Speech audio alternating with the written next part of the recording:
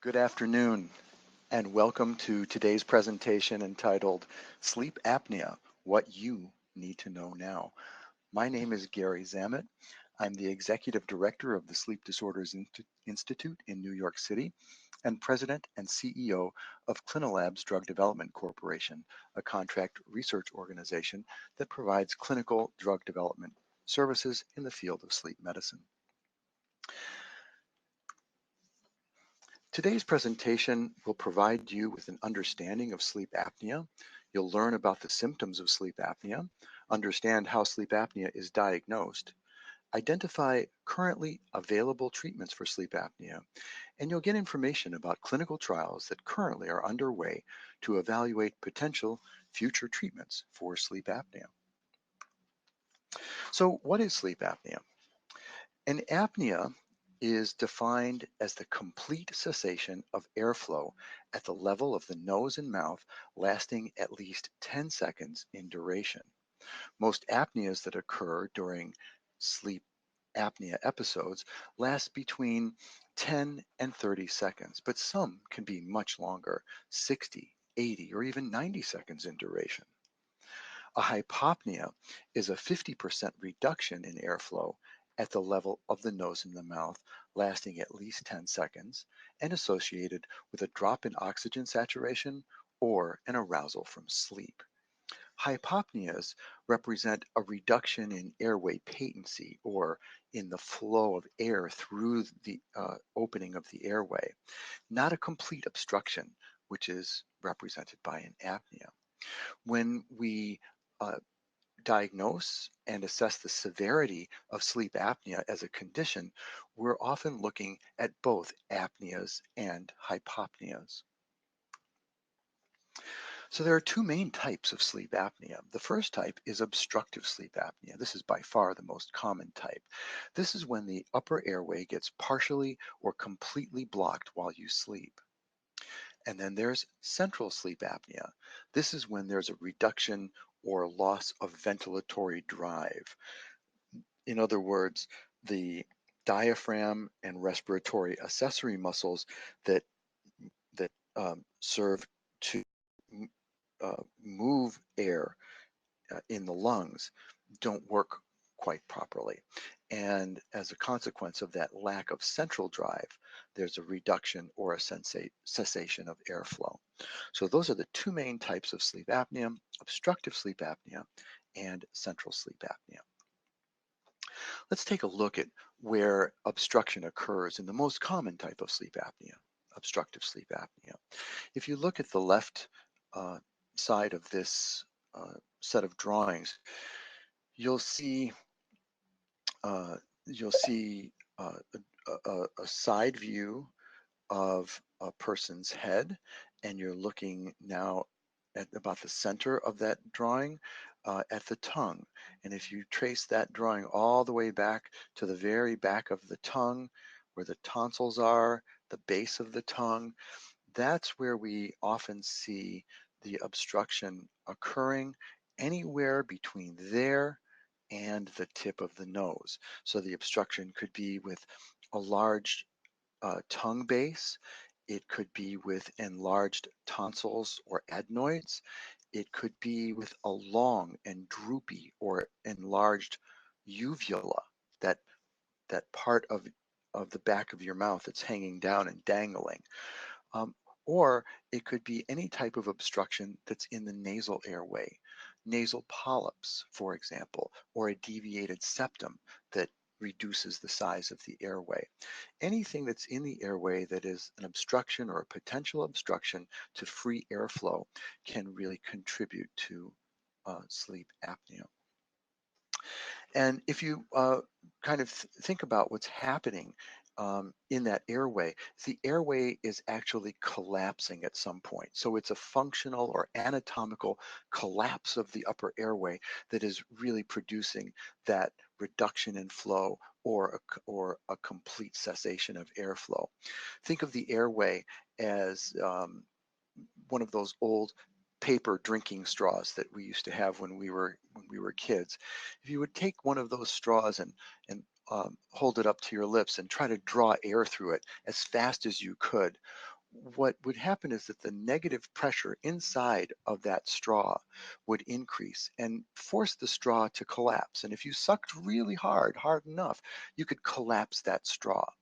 Well, that's what's happening in sleep apnea, is that as things interfere in the flow of air in the airway, it increases the negative pressure, draws the airway walls closer into each other, and favors a collapse. So it causes a reduction in flow, a further reduction in flow, or a complete collapse.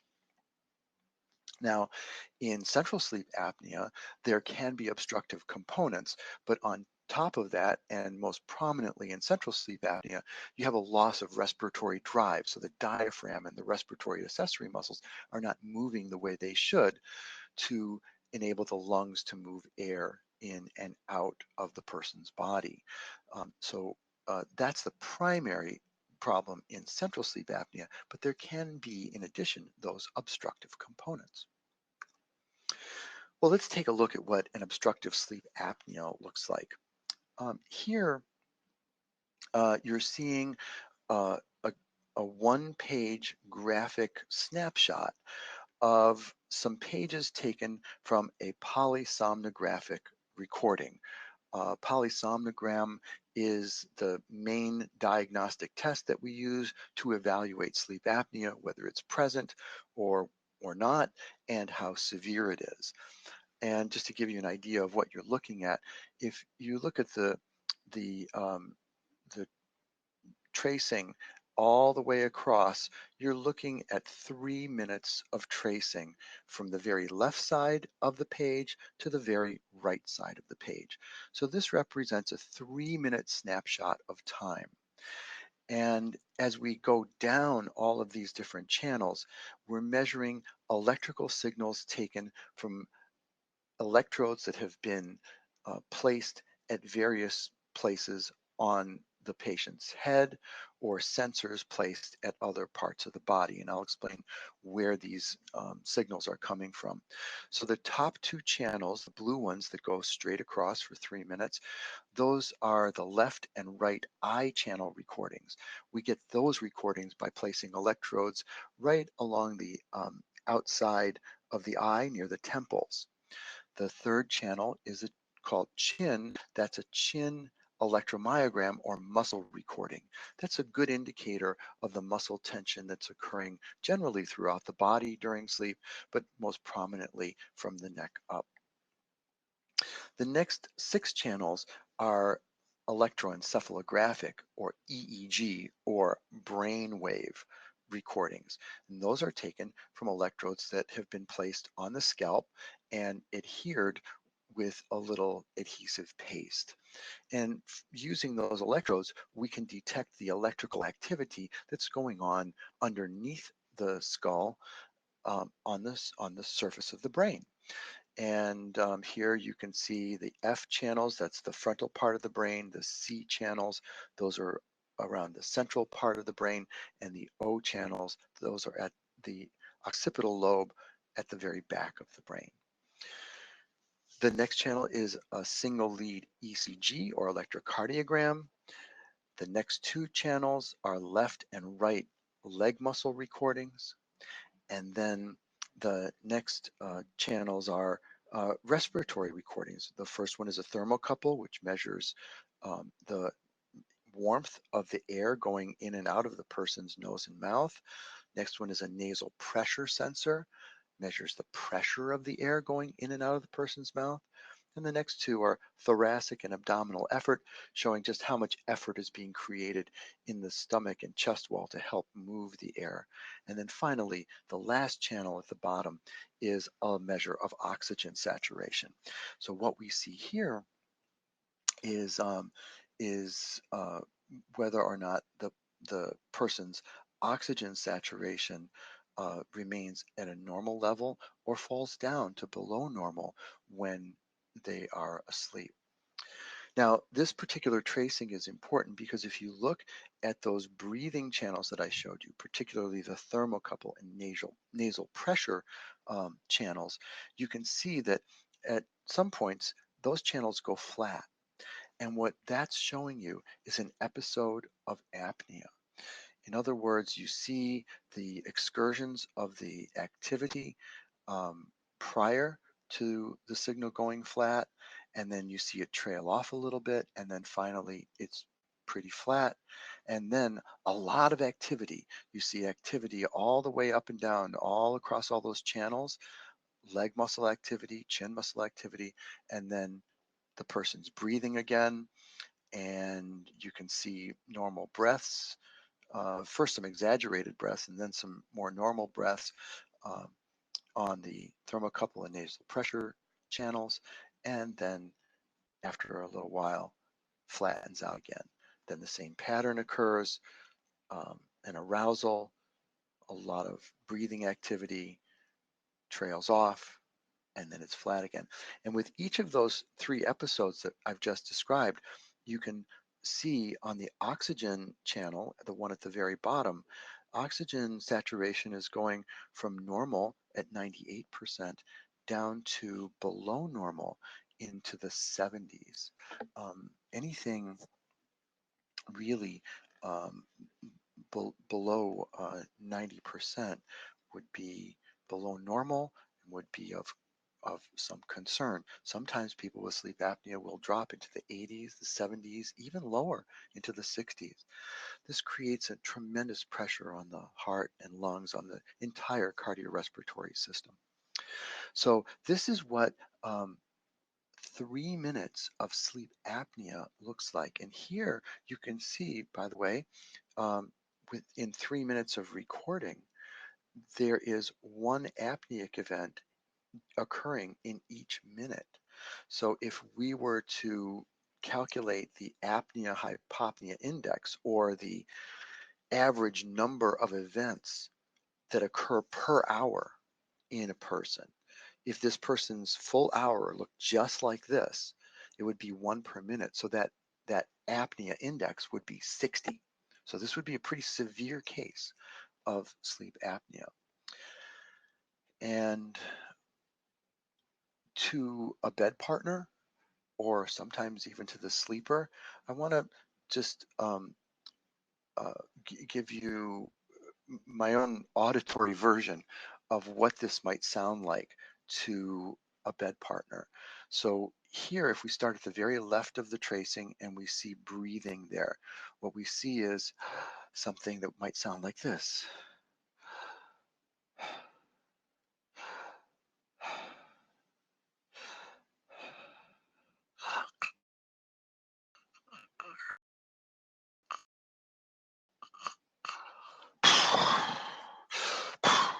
Whoop. Whoop, I blew my page away there. So you get a sense for what that's like. So there's normal breathing, then a period where you can literally hear the person struggling for air, and then a lot of activity and a lot of rebreathing. Quite commonly, snoring would be associated with something like this. Well, let's go next to what a central sleep apnea might look like. Now, here again, we have 3 minutes of tracing. The channels that are on this page are identical to the channels that were, or virtually identical to the channels that were on the preceding page, not perfectly aligned, but I'll draw your attention to the bottom channels where you can see um, the um, the nasal and oral thermocouple, and then nasal and oral pressure. And then you can look below and see the thoracic and abdominal effort, and then oxygen saturation. And what you see here is that all of those lines flatten out. The airflow channels flatten out, and the effort channels flatten out. What this is telling you is that these are primarily central events that are a consequence of the absence of ventilatory drive. There's nothing going on to push air in and out of the airway.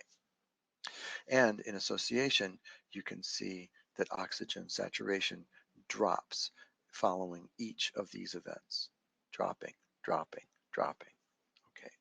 So these are graphic images of what um, obstructive and central uh, sleep apnea look like? So, what are some of the symptoms of sleep apnea? The symptoms of sleep apnea include witnessed apneic events. This is often a bed partner or spouse saying, yes, I've seen him stop breathing during sleep. I've watched him hold his breath in his sleep. Um, Loud, very loud snoring, um, often associated with sleep apnea. Snoring is a sound that's made by the soft tissue in the airway really vibrating or colliding against itself as the person tries to breathe in and out. And if your airway is partially obstructed or even fully obstructed, that um, that loud snoring sound will um, will be present. Fitful or restless sleep is also characteristic of sleep apnea, people tossing and turning, sometimes moving around to try to find a better body position. As I'll mention to you momentarily, sleep apnea is often worse when we are sleeping on our backs. So sometimes people will either consciously or unconsciously try to move into other positions to try to improve their respiration during sleep. The person with sleep apnea will often say they wake up gasping, choking, or hungry for air. Sometimes they say they wake up feeling confused or disoriented, often waking up with a dry mouth or a sore throat, waking up many times to use the restroom. For many of us, getting up once in the night to use the restroom is normal, especially as we get older. Once, maybe twice. Somebody with sleep apnea may be getting up even more frequently than that. Sweating or heavy sweating, also associated with sleep apnea. Morning headaches, and in males, erectile dysfunction, difficulty getting or keeping an erection.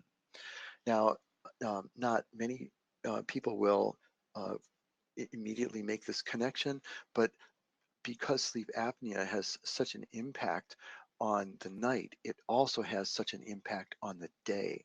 And people with sleep apnea can suffer from mood or personality changes, cognitive impairments, and most especially, a hallmark symptom of sleep apnea is excessive daytime sleepiness.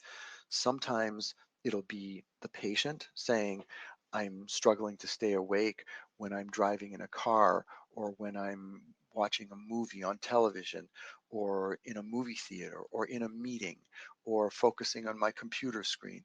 Sometimes the patient, other time the patient can be in denial and she may say, well, I'm not that sleepy, but her significant other will tell you, well, we were having a conversation over dinner and she fell asleep holding her knife and fork while she was talking to me. So that excessive daytime sleepiness can be there. It can be mild to severe, but it can be there. It is a hallmark symptom of sleep apnea.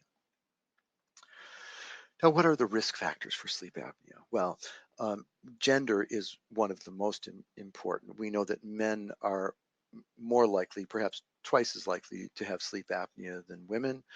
Age, sleep apnea is much more common in middle-aged people and older people than in younger people, although you can have sleep apnea at any age. Body mass index. This is the most significant risk factor or predictor of sleep apnea. That is your body mass index. And that's a calculation based on your height and weight. So if your body mass index is high and you are overweight, or if you are obese, according to your BMI, you're much more likely to have sleep apnea than somebody who is normal weight or underweight. And again, think about all that extra redundant tissue in the airway, the fatty tissue in the airway that can be an obstruction. There are some people with craniofacial features, just their skeletal structure of their head and face, that favor sleep apnea. People who have small jaws or very flat faces that might make for a narrow, tiny airway might also favor sleep apnea. And then upper airway obstructions, as I mentioned earlier, anything that interferes or occupies space, nasal polyps, deviated septum, enlarged or redundant soft tissue, etc. All of those are risk factors.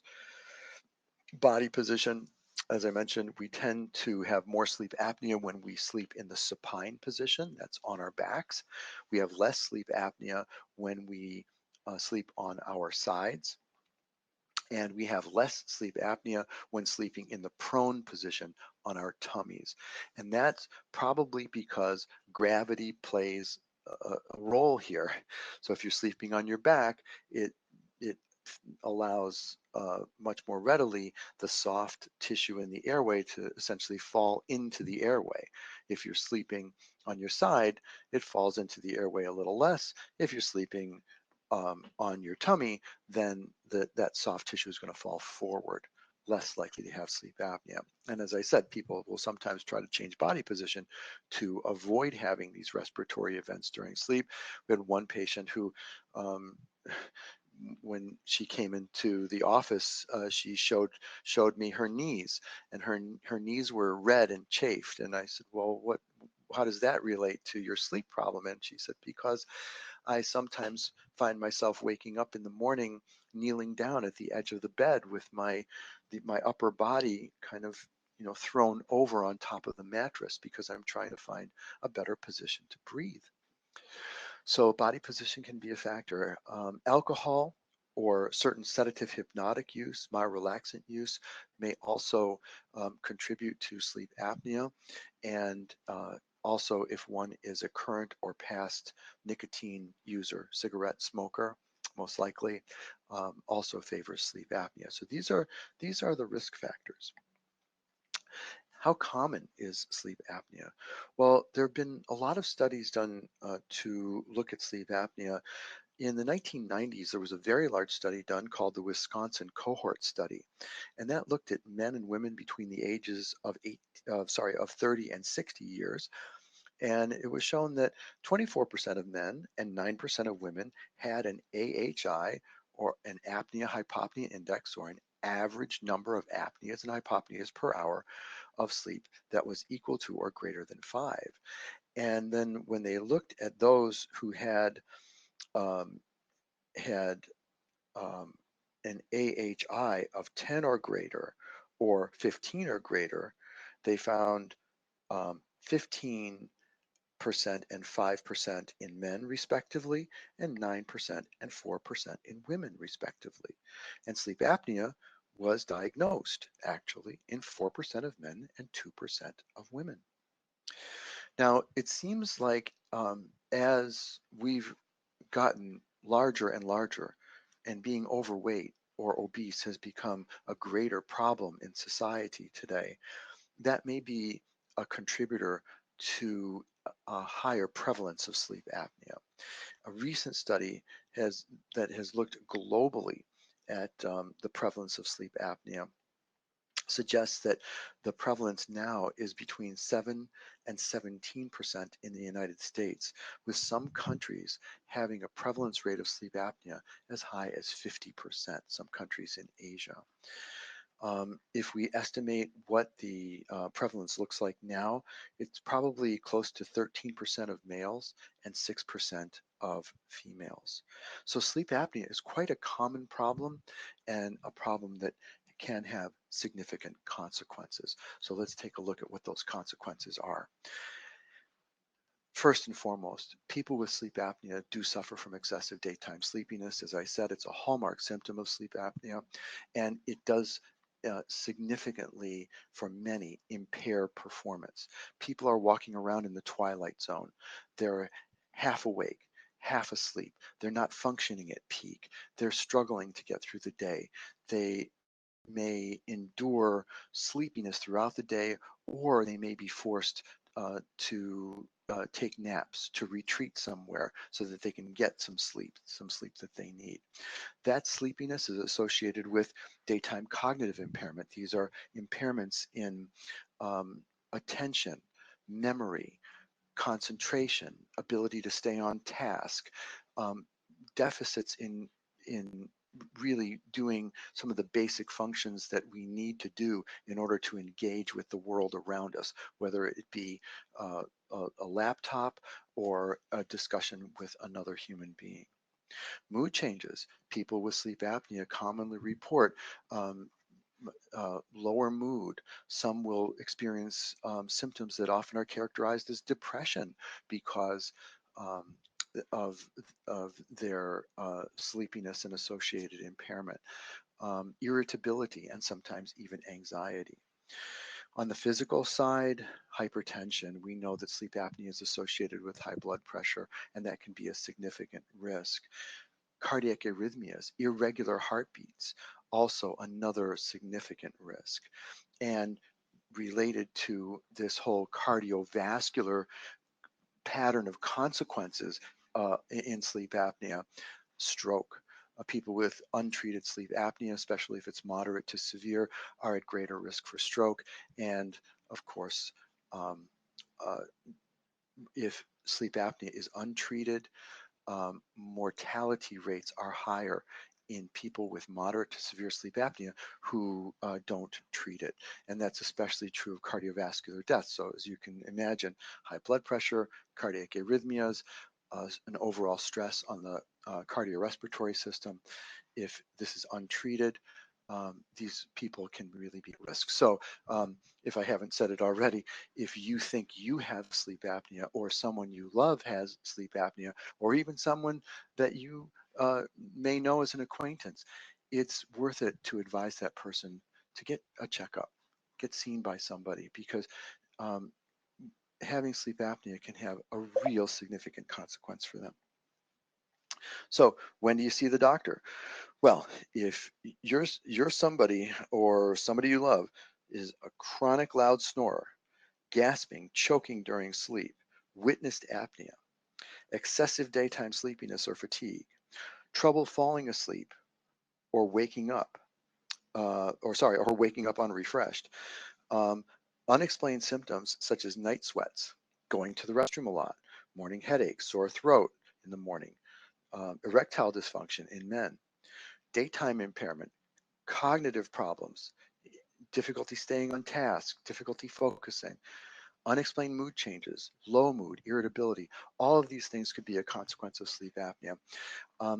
Many years ago, a patient came to me, and he's a commuter into New York City, and he would take the train from a long distance in Connecticut. So he was on a train ride for more than an hour every morning and every night going home.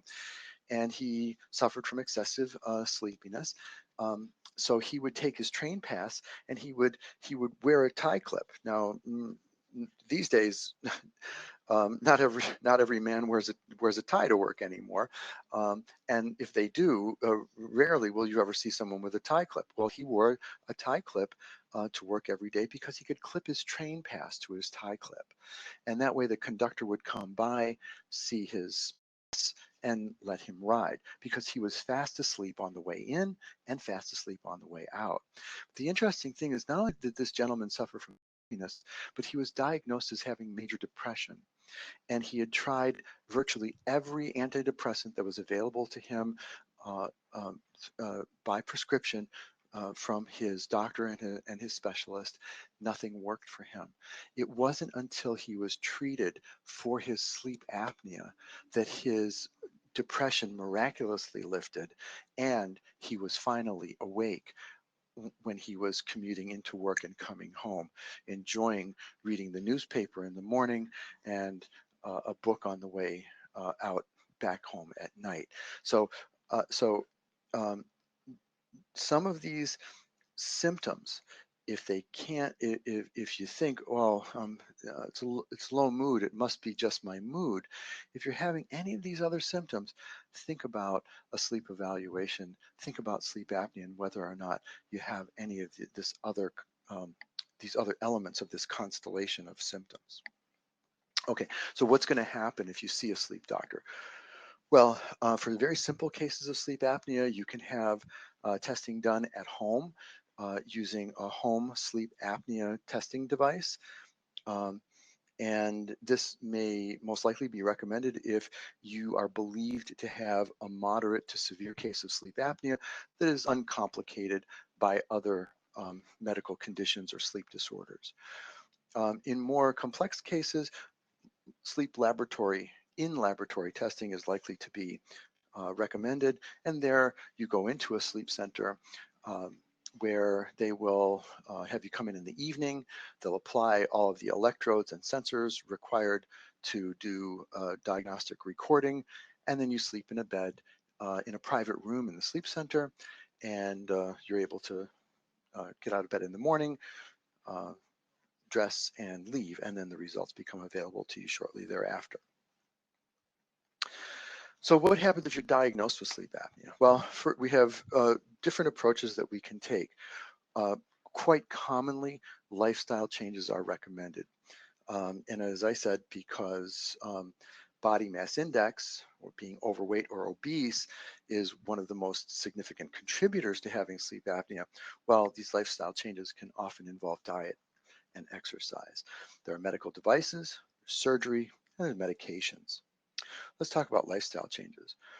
Well, lifestyle changes, the primary one really is weight loss. And here I'm going to show you the results of a study in which subjects um, were put through a weight loss maintenance program that lasted 9 to 52 weeks. In the first 9 weeks, subjects went through a specific regimen. Then after 9 weeks, um, they uh, they went through a 1 year treatment program. And let's take a look at what this showed. So in one group, there was a control group, and then a very low energy diet group. That lasted for 9 weeks. You were either in control or you had the low energy diet, and then you moved forward into the control group, went to the low energy diet, and then the low energy diet group went into a weight loss maintenance program. 52 weeks, 52 weeks for both. And let's see what happens. You can see that overall, as patients go through these types of programs, you can see if we just look at the dark line, that weight comes down. And you can see that in the first 9 weeks, especially with that low energy diet. So weight comes down. This is a change from baseline of about 20 kilograms. A kilogram is about 2.2 pounds. So you see in this overweight group, people lost a lot of weight in those first 9 weeks. And then they were able to keep it off for the most part for the remainder of the 52-week treatment period. And we also saw reductions in waist circumference, in neck circumference, and reductions in body fat. Now, here's what happens to the apnea-hypopnea index. These are changes at 1 year. So if you look at the left side, you can see the weight change at 9 weeks and then the weight change at 1 year. So you see the 1 year weight change is not quite as great as what was there at 9 weeks, but there's still weight reduction. It's, still more than 10 kilograms lighter. But then look at the right side, the AHI, the events per hour. So there was a reduction of 20 events per hour just with the weight loss in the first 9 weeks, and close to 20, about 18 events per hour at the end of a year. So even though some weight was gained back, the majority of the um, in terms of sleep apnea of the weight loss persisted even at that 1 year marker point. Let's take a look at another study here, changes at 2-week follow-up, and you can see on the left side, you can see changes in weight following a lifestyle change. This is in 71 subjects who went through uh, a, an intervention program versus control subjects. You see the upper hashed line on this slide, the control subjects, they lost a little bit of weight, but not too much. The intervention subjects, well, they lost over 15 kilograms, a little over 16 kilograms actually. And and they did start to gain some of that weight back over 2 years in the study. However, look at the right graphic, you can see the control group. Well, they really didn't change their apnea-hypopnea index at all. But the weight loss group, even though they gained some weight back, they showed an initial reduction in the apnea-hypopnea index, and that initial reduction persisted even at the 2-year mark. So the lifestyle change, the weight loss, which is going to be primarily achieved through diet, through caloric restriction, and exercise, calorie burning. Those two things are going to have the most significant effect on sleep apnea from a lifestyle change perspective. The other thing that can also have effect is getting rid of alcohol, which by the way will make it easier for you to lose weight, and probably help your sleep overall, and avoiding nicotine products. So devices for sleep apnea. Well, devices for sleep apnea include CPAP, oral appliances, expiratory positive airway pressure, and implantable stimulators. Let's talk for a moment about CPAP. And I'm going to try to accelerate here because I see we're running out of time. But nasal CPAP is a device that's a machine, usually sits at the side of the bed. The machine takes in room air and it pressurizes it and it pushes it through a hose. The hose is attached to a mask that is worn by the sleeper. The air gets pumped into that mask, that either the nose or sometimes both the nose and the mouth, and the air goes in, helping to keep the airway open. So it makes it less likely that the airway will collapse or partially collapse. And by keeping that airway open, the sleeper is able to breathe in and out much more freely than without the CPAP. CPAP is one of the most standard treatments for sleep apnea. In fact, if you're diagnosed with sleep apnea, particularly obstructive sleep apnea, most likely the doctor is going to recommend a lifestyle change if you're overweight or obese, as well as nasal CPAP. Oral appliances. Oral appliances are often made by dentists. There are many, many different types that are out there. The oral appliance helps to keep the lower jaw forward and helps to keep the back of the airway open. So the dentist will fit the device over the sleeper's teeth, and then you put it in every night when you go to bed, and it enables you to fix your lower jaw forward so that that back of the airway stays open. You can breathe in and out. It is probably most appropriate in milder cases of sleep apnea versus the moderate to severe cases. Expiratory positive airway pressure. These are devices that you can put up into your nasal passages. In this case, you're seeing kind of little rubberized or silicone type devices that slip up into each nasal passage. And what happens is that there's a valve at the bottom of each device, and it allows you to breathe air in quite easily, but it makes it a little more difficult for the air to come out. And because the air goes in but is less likely to come out, it helps to keep that airway open again by pressurizing the airway a bit, and can be an effective treatment in sleep apnea. Surgeries. There are multiple different types of surgeries for sleep apnea, all aimed opening up the airway. So if you're somebody with nasal polyps or deviated septum, nasal surgery might be appropriate. If you have enlarged tongue, invasive tongue reduction might be appropriate. If you have an enlarged uvula or soft or draping large, soft palate, uvulopalatal or laser uvulopalatal, UVPP, or what's called layup. Um, one of those surgeries might be appropriate. And then in some cases, maxillofacial surgery, if there are craniofacial features that are uh, prom- contributing to a tiny airway. Sometimes a head and neck surgeon can move parts of the jaw, the lower and upper jaw, forward to open up that airway and make it possible to breathe. And then finally, there's bariatric surgery. If you're morbidly obese, you may be a candidate for having that weight loss surgery to get that weight down and get the benefits of the surgery on sleep apnea.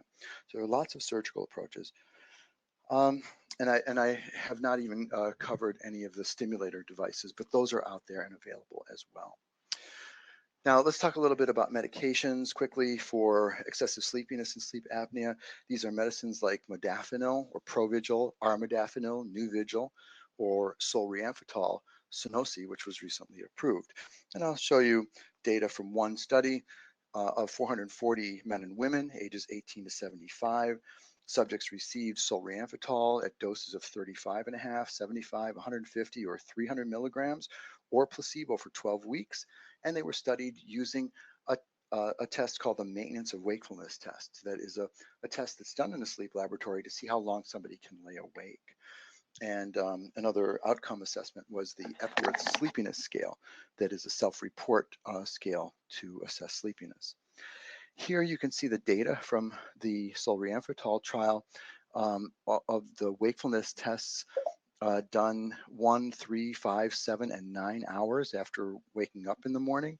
And you can see that the doses of solriamfetol were associated with a longer time awake on the maintenance of wakefulness test than placebo. Placebo is the open circles, and then you can see the different colors there: green, yellow, purple, and blue for the different doses of solriamfetol. And you see the different effects on wakefulness at the different doses of solriamfetol, with the most prominent effects being seen at the higher doses. So, so for somebody who has sleep apnea, who has excessive daytime sleepiness, a medicine to promote wakefulness might be appropriate. And in some cases, people are treated. The breathing problem can be treated effectively with something like weight reduction and CPAP, but that sleepiness still persists. And people like that may be good candidates for adding a medicine to help promote wakefulness. Well, there's a lot of interest right now in developing better and better and better treatments for sleep apnea. There are trials currently underway. One is a Merck study of the safety and tolerability of MK7264 in people with sleep apnea. And there's another study sponsored by a company called ApneaMed, which is a trial of AD036 in obstructive sleep apnea. Those studies and others you can find by going to clinicaltrials.gov. You can see where these studies are taking place nationwide and what is required in terms of entry into the study as well as study procedures. If you're looking for information about sleep apnea or sleep trials, here are some resources that you can use. If you want a sleep specialist in New York City, sleepny.com. That's the Sleep Disorders Institute website. For sleep specialists nationwide, the aasm.org website is an Academy of Sleep Medicine. Patient support groups are there as well. The sleep apnea trials that we're running at Clinilabs, you can find on our Clinilabs website, that's clinilabs.com. All sleep apnea trials at clinicaltrials.gov. And if you want to see specifically what's going on in the Merck or ApneaMed trials, you can click onto these links as well. So with that, I will close the presentation and open the floor for any questions. I have only about a minute for questions, but let's see.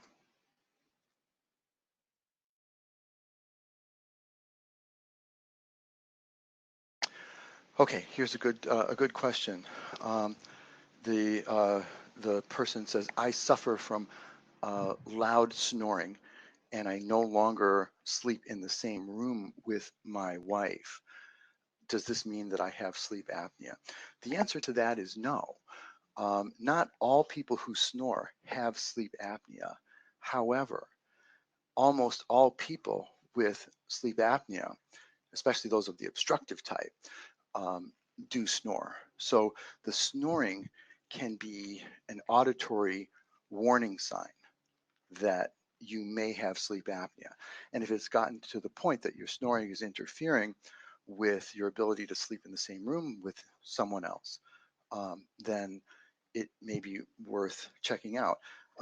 Not only for evaluating sleep apnea, but there are treatments that can be used for snoring alone. If it's a benign problem and the consequence is separation from a spouse, well, maybe it's worth getting that uh, checked out and treated.